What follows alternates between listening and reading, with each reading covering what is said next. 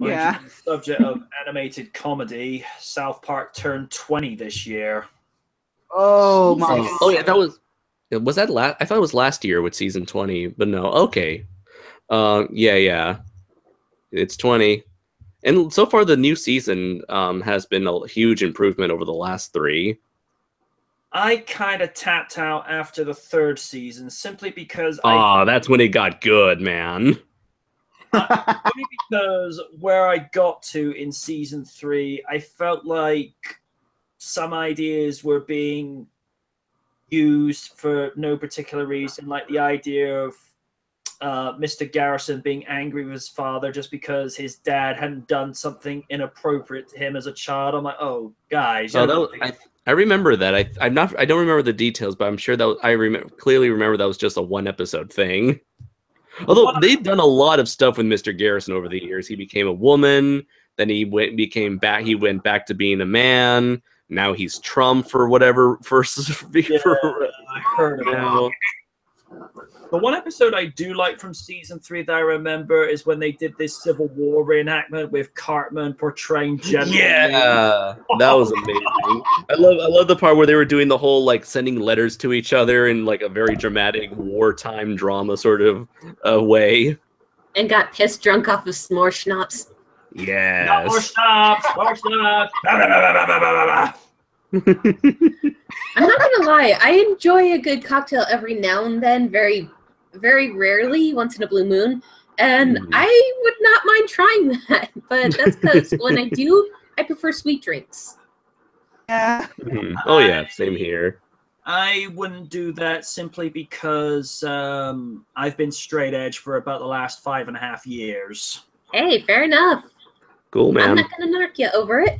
If anything, that's admirable. Yeah. I just stopped at one point because I just remember having this glass of dry white house wine with my dad in this local bar. And I remember still thinking, I'm not enjoying this. Why am I doing it? And I just looked at it there and then I thought, right, this is my last one. After that, stopped. I just thought, I'm not enjoying this. Why bother? It's at this moment where MJ became self-aware. It's not bad. I just questioned the whole thinking of, because someone said to me, well, you got to drink because everyone else does it. And I said, so by that definition, if everybody walks off the Brooklyn Suspension Bridge, that means I have to as well. The guy quickly got up. Well, obviously. Someone's jumping off a bridge. Let's go. What else are you supposed to do? I just do things from my perspective that makes sense. Like just because say Joseph Lazimo goes and does it doesn't mean Mary Sue has to go do it as well. You just do things that make yourself feel good within reason. That's why most of you have seen throughout the years. That's why whenever I go off to the Swindon Steam Museum over in the West Country, I always like to go back there and just try different shots of my photography, which Kaiju, I think you've seen quite a few times, the amount of pictures I take of various locomotives in there. And it's where the morning after it's a term I coined from when I went to a Knight Rider convention in 2011. I woke up with photographer stretch the next morning because a lot of shots that I go for end up with me kneeling down, sometimes on both knees, sometimes on just one. It's just so I can get the angle there in my head. I know I'm trying to get, but can't do it standing up straight or just standing at my regular height at 6 foot. And I just want to get that right shot where as soon as I've lined it up with how I got it in my head, it's like, right, that's it, perfect. Because I think one of my friends who I've been very good friends with for quite a while, called Hayekane, he said that's when you know you're an artist. That's when you're able to take something from your head and actually produce it as an image. That's when you're an artist. Which I'm not going to argue with him on that. There's also No, not at all. And it's also a designer outlet shopping mall that's that they got in there as well. Hang on, if I get my webcam going a second, because there's one place in there where I get my New Balance stuff. If I just turn my camera on a second, if it'll let me do it. You were on for a second. I was. Okay. Where I go. It's where I get one of my New Balance sneakers at least once or twice a year. Now, believe it or not, this is actually a year old. Definitely looks like it's to be in good shape. I got that for. Right, I can take the webcam off now because I only need to show it for that bit. Yeah, hey, Firebird. That I originally got for 37, reduced from 81. Because they do a whole bunch of their end of season stocks just to try and make way for the new ones. And I saw those and they're like, yeah, I'm taking that. That's a done deal. But because they're running shoes, they actually take a lot more of a pounding hit. I mean, those that have seen me walk, they know that I walk with a little bit of a kick in my step. If the average human being walks about 5 miles an hour, let's just say that as a round figure, I probably walk about 8 or 9. Ever since a young age, I've always had a quick kick in my step. I don't know why. I just like to get from A to B as quick as possible, which is probably why this year in particular, but particularly with some of the more scenic routes I take to go down to Subway, I've burnt off about 24 pounds this summer. Nice. It's got to be done.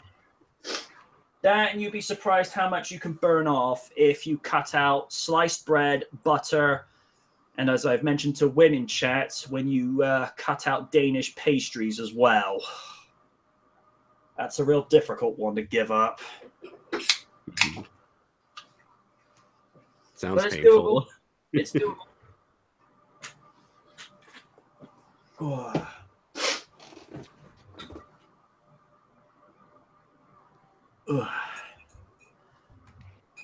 Although Win actually mentioned something in particular the other day, because I'd sent over a couple of music videos I used to do back in the day when One True Media was a thing. Now it's Kizoa, which is like their alternative equivalent. And like her, you know, I'm a huge Lena Inverse fan, and I'd mentioned one of them being a Jamiroquai song. What particular song got you interested in a group, even if it was from like something completely obscure? Like, you know, for example, you know, you mentioned Napoleon Dynamite, and Canned Heat was in that one. Is there a particular artist or recording group that you didn't know of, but you hear them in one particular movie and you're like, oh, I need to hear more of this. Where can I find out more about these guys? I'm Plenty sure of moments. I've heard that before, yeah. Ooh, okay, definitely. Back in Toonami when they showed clips of that Daft Punk movie, Interstellar 5555, and that was my, I guess, it was technically they just broke up the movie into separate music videos, and that's what introduced me to Daft Punk's music. Same thing with me. I heard Celebrate, and I'm like, ooh, who are these guys?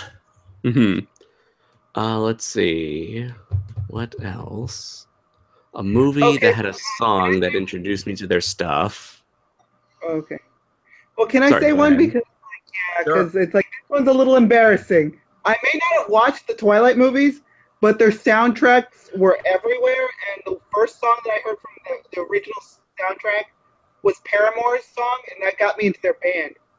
Ooh. Where it's like, yeah, because like, oh, I kind of like this band. Okay, who are these people? Looking at that and like, oh, they're a good band. I Oh, like them. definitely Flash Gordon and Queen. Flash! Savior of the universe! No! I'd have to say 2. which were both from my teenage years. When I found out about the Sonic Adventure games, I ended up hearing a couple songs from the franchise, and I got into the band Crush 40. And same here. The second one, I was cleaning the den to my old house, waiting for my dad to get back from work, and I think it was around that time. Either way, I was definitely in my old house in LA at the time doing some humdrum activities, and I had the TV going in the background so I wouldn't work around awkward silence.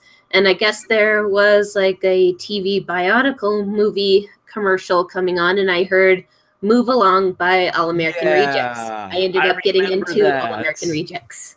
Yeah. So this was my dad was still alive around this time because it was like late 2005, early 2006. Mm-hmm. Let's see. Well, it's pretty much everybody's heard this one. Watching the first Wayne's World movie. Mm-hmm. The scene in the car. Bouncing the once again, Queen, yeah. Bohemian Rhapsody. Oh, here's another obvious one. Back to the Future and Huey Lewis in the News. Oh, you beat me to it! I heard Power of Love for the first time, like, oh. Ooh, and Michael Jackson, because in Back to the Future 2, they had Michael Jackson's Beat It in the Cafe 80s. Yes. Yes, I know. I was too young. Oh, also Free Willy had the Michael Jackson music. That was one of my first exposure to him. Yeah. Let's see. What is another one? Let's see. With The Punisher, I ended up getting into Seether. Ooh, okay. Because of Seether featuring Amy Lee for the song Broken. Because I saw that movie because I've always been a huge fan of The Punisher for comics. So I watched the movie. I was pleasantly surprised by Thomas Jane's performance. And it also got me into the band Seether. Didn't they do a cover version of Careless Whisper? I think so. They did, yes. Yeah, because somebody had actually done a Sonic AMV of Tails and Cosmo to Seaver's Careless Whisper. I'm like, okay. Let's see. Ooh, do you remember Batman Forever and Seal, Kiss from a Rose? Oh, love that song. And that got me into the earlier U2 songs because of Hold Me, Thrill Me, Kiss Me, Kill Me. That music video, what the fuck? You ever want a mindfuck that's under 5 minutes? Just look up that video on YouTube, ladies and gentlemen. Oh, God, I don't wanna. It's one of those ones where you think, do I need to be on drugs to appreciate this more? It reminds me of that scene from that one Simpsons episode where they're trying to get the night lights to turn off in Springfield because they were on constantly, and you just see Otto looking at the sky of the meteor shower. I don't need drugs to enjoy this, only to enhance it. Shame with Huey Lewis, because if you noticed, after the 80s, they kind of dropped off the radar a little bit. Yeah, true. Except during American Psycho. Oh, yeah. What was that song, Hip to Be Square? God, that movie, that and Howl's Moving Castle are probably one of the few roles I remember Christian Bale actually being slightly understandable. Oh, wait, and there was also a Public Enemies where he was J. Edgar Hoover. Also, do you remember them parodying that with Huey Lewis and Weird Al Yankovic? I mean, Huey went there. I'm like, dude! Wow! Let's see. Ooh, here's another movie. This one's kind of obvious. Purple Rain. Oh, yes. That my dad introduced me to that movie, and my dad was like a huge Prince fan, and he got me into Prince. Let's see. I have one. Oh, okay, go ahead. Sorry. The movie Lost Boys. Right. Lost Boys. That song, Cry's Little Sister, is stuck in my head, and I want it to. I don't mind.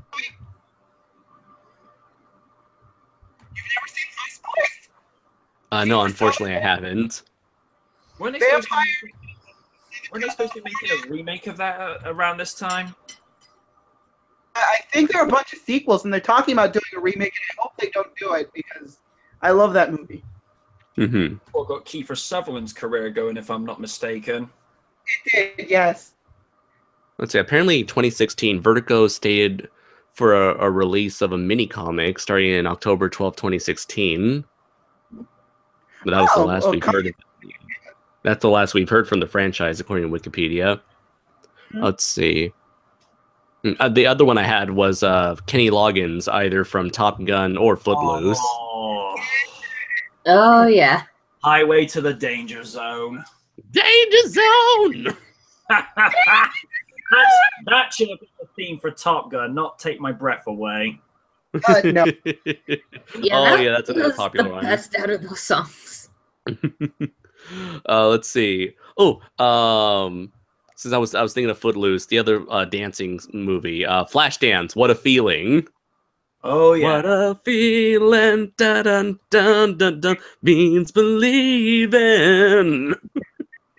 Didn't they parody that particular little bit when in Family Guy, Peter Griffin was trying to present his version of The King and I, and ended up oh god, the thing that he presented it as at the end. Oh my goodness. Okay. Let's see. Oh my gosh, they loved it.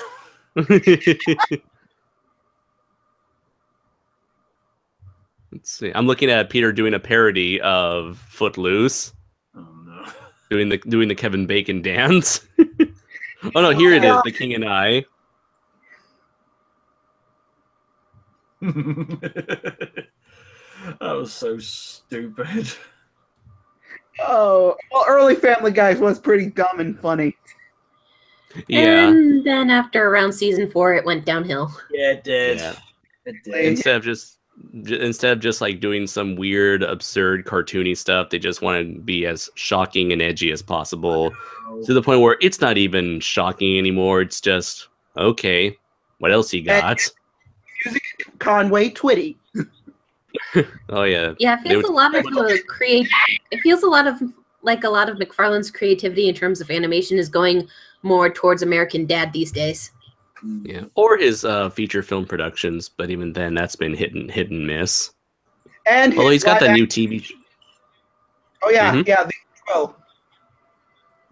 Mm-hmm. Yeah, because I remember McFarlane said he always wanted to direct a Star Trek show, so he made his own version. Yeah. I don't know if it's good or not, but it's something. Well, we'll see. McFarlane can be hit or miss. Some of his satire is pretty hilarious if well done, and his movies are actually pretty underrated because they don't really get viewed as much because it's something different rather than because the fan base for McFarlane, they look at something, they go, what the fuck, this isn't Family Guy? What the fuck, this isn't American Dad? Oh yeah, it's always terrible when that happens, where someone wants to escape the thing that they're known for and want to experiment with something Million else, Ways to but Die they in the can't. Wild West was actually pretty funny. Really? Okay. Which actually had a cameo of Christopher Lloyd as Doc Brown hiding the DeLorean. Mm-hmm. Which I thought, okay, that's good. Someone understands. I wish they didn't ruin it in the trailer, though. Yeah. I think after the first or second trailer, I stay away from any other trailer after that. I'm like, I'm good. I know what it's about. Got it. Yeah, marketing tends to botch the slew of trailers. Oh yeah. To the point where they would just like completely misrepresent movie's entire tone or story. Chris Ortiz just saying in the chat, I like the Orville. It felt a lot like Star Trek, which is what I have. Which is what I have seen a lot of people speak well of. And apparently, the new Star Trek Discovery is being surprisingly edgy, from what I've read. Oh. Yeah. It looks interesting, but I've seen a lot of people not too keen on it. Yeah, apparently that's a series where they're actually dropping F-bombs in a show. What? Wait, seriously? Apparently. Hmm. Is the F word Ferengi? No. I bet the F word is for fun. No, Chippy Weird, it's not. It's a special word that only mommies and daddies like to use. Fornicate? You'd be right either way. That's the ticket. Oh, fornicate it! Okay. Yeah, Cheapy Lydia is more educated than Cheapy Win. Let's see. Ooh, here I just can't remember another song. Well, Right? R. Kelly's "I Believe I Can Fly" from Space Jam. Yeah. Dude, I watch Space Jam like all the time. Like, Yeah, same here. That was such a guilty pleasure for me. I don't know Yeah. why so many people rain on that movie. I enjoyed it for what it was. I think it's more, a lot of the newer generation is all, the nostalgia critic hates it, therefore I must hate it too. Oh yeah. Yeah. Maybe that is just it's just very absurd, and it's clearly meant to be. I don't know. Maybe it's just like people just find the entire concept to be ridiculous. The plot's ridiculous. It's clearly like this was fine when it was a commercial, but you can clearly tell it was stretched out, like to barely resemble a movie. But I don't care. Guys, this is Space Jam, a Looney Tunes franchise. This isn't Schindler's List. You said it better than I ever could. But then again, there's never really been a big Looney Tunes movie that wasn't a compilation film. Yeah. Well, there was Back in Action. I will give credit to Back in Action. They tried very hard to make a story that can fit that long. But it's always like plagued the Looney Tunes, where they've always had trouble trying to adapt their style of comedy into a feature-length format. The only time it's really worked, and this wasn't actually a Warner Brothers movie, it was with Roger Rabbit. Yeah. True, very true. God. Yeah. Well, luckily, The it's like they got piano this. It's like they were able to get the slapstick comedy from Looney Tunes mixed with the sentimentality of Disney and merged the two into a wonderful blend of both styles. Yeah. And the only time where Minnie and Mickey Mouse could be in the same film. Yeah. Mm-hmm. And it was Let's also see. it was also the last ever vocal performance of Mel Blanc. Oh, jeez. Oh, really? Yeah. Wow. It was his last ever movie appearance. How appropriate. Yep. Let's see. Oh, another one I had was the Bee Gees in Saturday Night Fever. Yes. Oh yeah.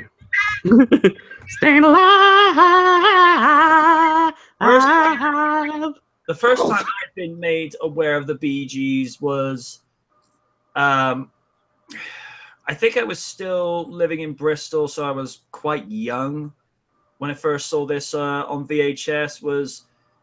My dad had pulled out a pre-tape copy of Airplane, and Staying Alive was playing in that, where you see Ted Stryker doing these absurd dance moves that he wouldn't be able to stand up without falling down with the way he was doing them. And just remember that song playing throughout the background. I thought, oh, these guys are kind of cool.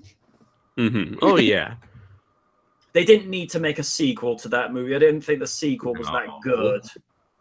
Well, what was the sequel? Sunday Night Fever, or No. The sequel to Airplane.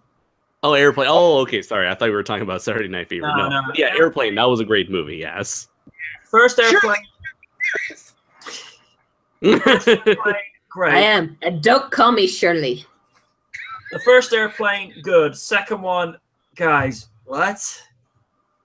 I did like that one scene with William Shatner going crazy over all the beeps and bloops and blinking lights around him.